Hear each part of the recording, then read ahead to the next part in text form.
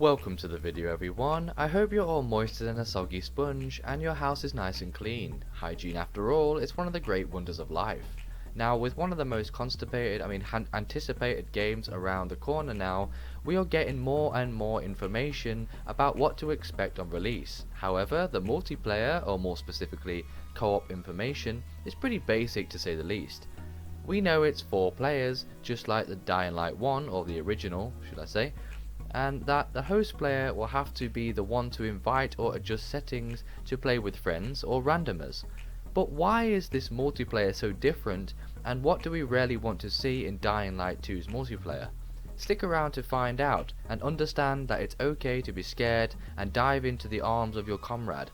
Not sure why I said that, but anyway. So basically, in short, there are a lot of similarities between Dying Light's multiplayer and Dying Light 2's multiplayer. However, there are some differences that I would like to point out and what could make this multiplayer experience much better.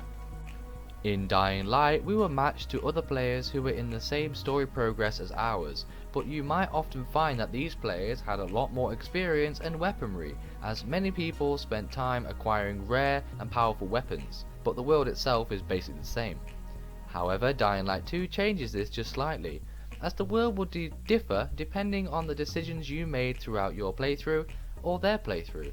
I really think this is one of the best features about the game so far, as it adds a lot of replayability. But let's just say you're a busy person with a wife or a husband or a pet cockatoo. Maybe you have kids and can't find enough time to get your special alone time with Dying Light 2. Maybe a second playthrough is just a bit too much. Well, no worries, equip your lube and jump into someone else's game to experience a different world that their decisions have impacted, and the environment is going to be different to yours. Now, this is really great news, as let's be honest, not all of us have a lot of time to play games these days. God, I'm so moist right now. I'm really happy that they have improved multiplayer, as the original didn't really focus so much on it and it felt like it was something that was rushed and unwanted. Kinda reminds me of my childhood really. Unfortunately for me, my friends didn't really play Dying Light, so I had to team up with random people. Don't get me wrong, the Dying Light community is great, and there are plenty of gamers willing to help you out. It's just a pity that I only encountered one in about 5 years. I think with this new gameplay element, we will see a lot more people joining other games, just to see the impact of the world, because the players' choices made it different throughout their own story. So this brings me to what I think players want to see in the world, and those scary moments we all wanted to experience together, so we have an excuse to cuddle on the dark, lonely, zombie infested nights, or as I like to call it, apocalyptic bonding experiences for the greater good of humanity.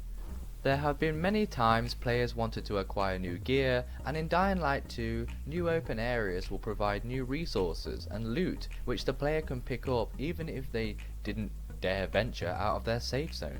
The great news is that if you dare to go out and explore in the night time, you will be rewarded with better opportunities, such as finding weapons and extra gear. Just like the original Dying Light experience, points also come into play. The scariest moments in Dying Light are definitely when your mom walks into you while you when a volatile spots you and you're running to the nearest safe house.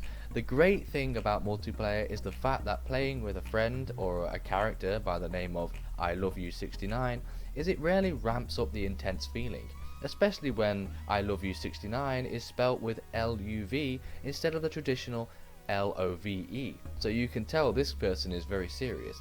I sometimes get lost following people around, but just like my real life, I always find my way back.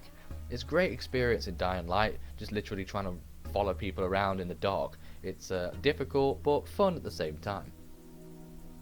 Now, maybe it's just me, but the daytime in Dying Light is not scary at all. Interesting, but not scary. I rarely use it just to explore the city more. The nighttime, however, has me touching cloth. How do you feel about it? Let me know in the comments below. Let me know in the comments below, and remember to keep it